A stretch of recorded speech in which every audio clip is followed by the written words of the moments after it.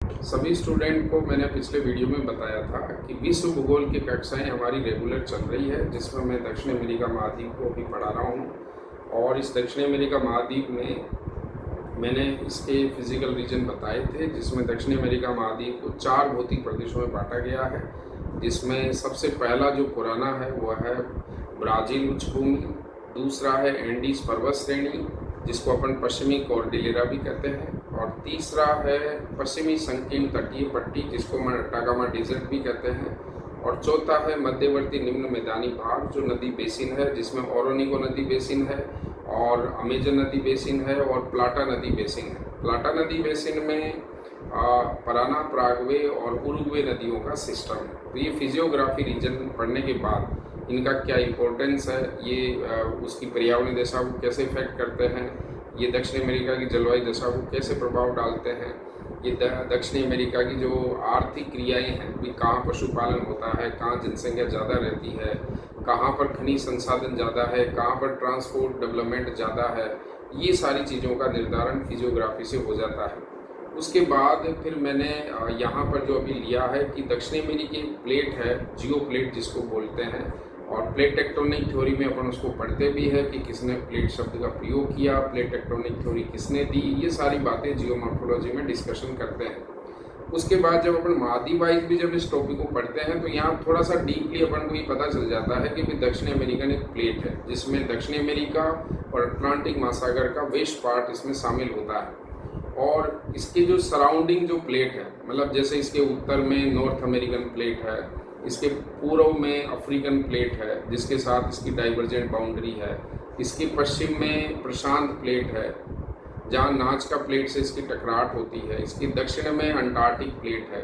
इस तरह से इसके सराउंडिंग और भी मेजर प्लेटें हैं, और जहाँ भी दो प्लेटों की सीमाएं मिलती है वहाँ पर लगभग इंडोजेनेटिक फोर्स के द्वारा, जैसे वॉल्केनिज्म हो गया या अर्थक्वेक आ गया या कोई रिज बन गई या कोई आइलैंड्स बन गया या कोई गहरा डीप बन गया, खाई बन गई, इस तरह की एक्टिविटीज़ वहाँ पर होती हैं। अब इसके दक्षिण अमेरिकी जो प्लेट है, इसके सराउंडिंग गौण प्लेटें, छोटी प्लेटें भी है। जैसे उत्तरी भाग में, दक्षिण अमेरिका के उत्तरी भाग में कैरिबियन प्लेट है, कैरिबियन प्लेट में ही कैमेन खाई है, और इसके दक्षिण अमेरिकी प्लेट के नॉर्थ वेस्ट में अगर जाएंगे तो वहाँ पर कोकोस प्लेट है, और कोकोस प्लेट जो है उत्तरी अमेरिका के नीचे की तरफ सबडक्शन कर रही है, जहाँ पर ग्वाटेमाला ट्रेंच की लोकेशन भी आपको मिलेगी 13, और वहाँ पर डेल सोर एक माउंटेन श्रेणी भी बनी हुई है।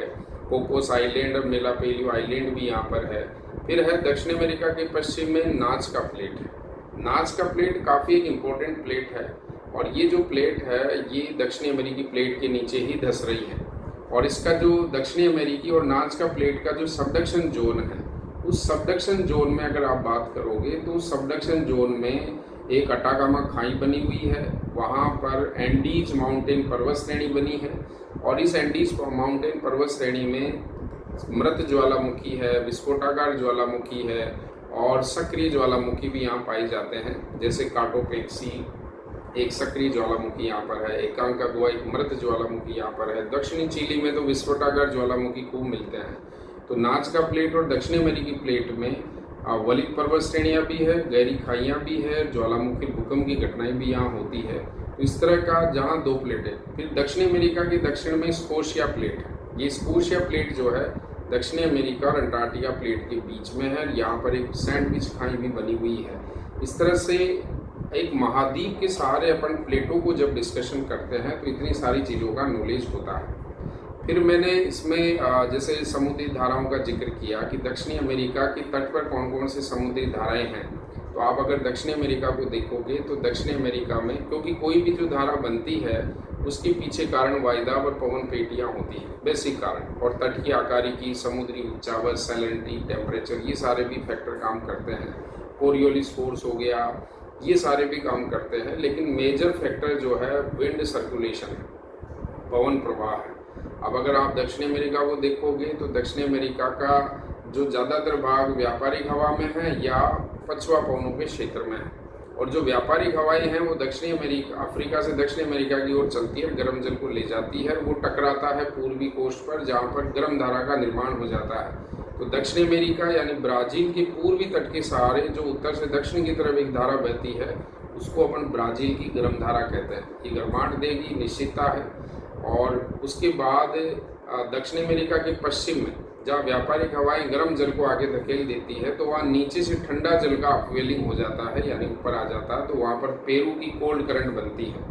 तो ये हमेशा ध्यान रखें कि जो व्यापारिक हवाओं का जो महाद्वीप होता है उसके पूर्वी कोश पर गर्म धारा होती है, पश्चिमी तट पर ठंडी धारा का उद्वेलन होता है। जहाँ गर्म धारा होती है वहाँ उष्ण आर्द्र कंडीशन मिलेगी, और जहाँ ठंडी धारा होती है वहाँ पर शुष्क दशा मिलेगी। जैसे ठंडी धारा के पास, पेरू की ठंडी धारा के पास अटाकामा डेजर्ट है। तो इस तरह से धाराओं का प्रभाव भी तटीय इलाके पर पड़ता है। फिर दक्षिण में अगर जाएंगे तो यहाँ पर फोकलैंड की धारा, ब्राज़ील की धारा फोकलैंड द्वीप के पास मिलती है, इसलिए यहाँ मछलियाँ भी मिलती है, मत्स्य उद्योग विकसित है, इसका इम्पैक्ट वहाँ पर पड़ता है।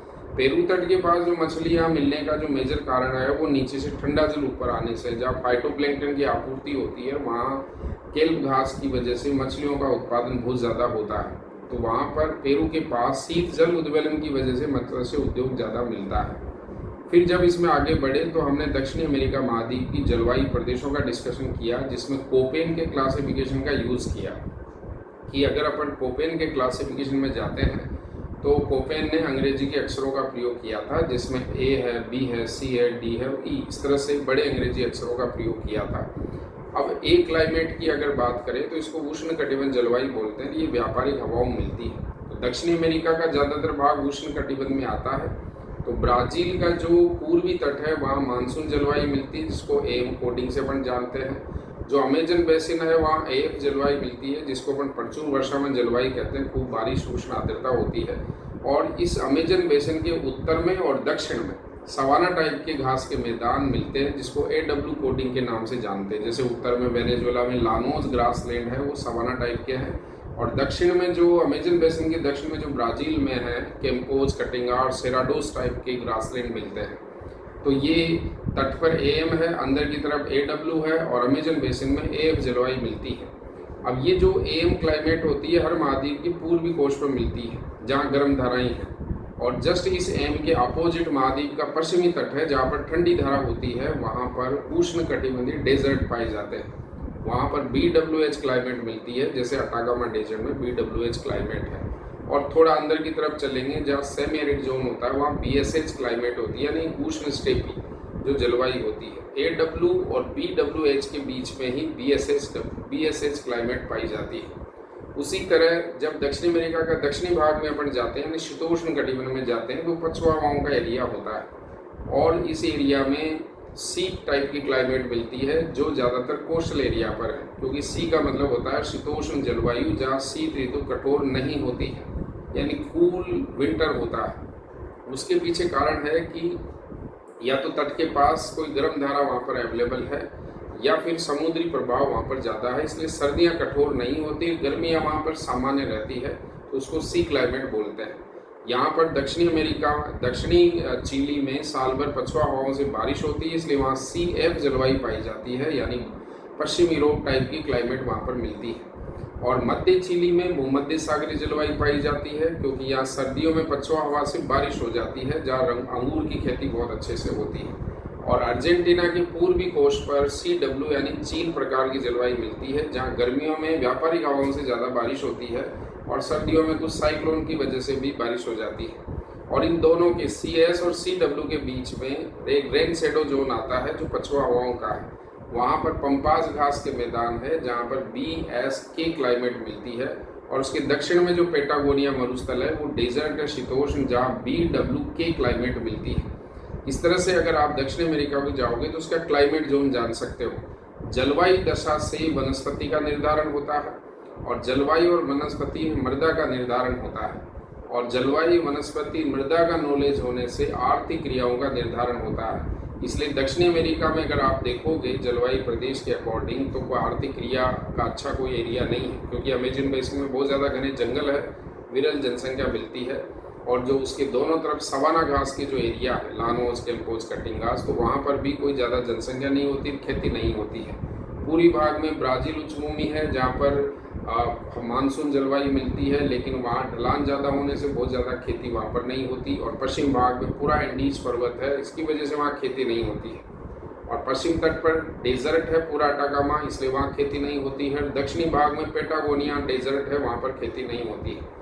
तो दक्षिणी अमेरिका में जो खेती या कृषि क्रियाकलाप और आर्थिक दृष्टि जो इम्पोर्टेंट पार्ट होता है वो पराना पराग्वे बेसिन है, यानी पंपास घास का मैदान। तो दक्षिणी ब्राज़ील, थोड़ा पराग्वे, उरुग्वे और उत्तरी अर्जेंटीना का जो एरिया है जहाँ पर साओ पोलो शहर है, पराना राज्य है, ब्यूनस आयर्स है, रोजेरियो है, सांता फे है, मोंटेवीडियो है, बाहिया ब्लांका है, कार्डोबा है, ये अर्सेंसियन है, ये वाले जो शहर हैं यहीं पर दक्षिण अमेरिका की ज़्यादा जनसंख्या निवास करती है। तो अगर अपन दक्षिण अमेरिका का फिजियोग्राफी और उसका क्लाइमेट रीजन अपन जान लेते हैं तो बहुत सारी चीज़ों का पता लगा लेते हैं। तो इस तरह से अगर आप किसी महाद्वीप को पढ़ते हो डीपली, एक तो अपन टॉपिक वाइज सिलेबस के अकॉर्डिंग तो पढ़ते ही हैं, लेकिन अगर किसी महाद्वीप के द्वारा अगर आप हर टॉपिक को उठा के पढ़ते हो,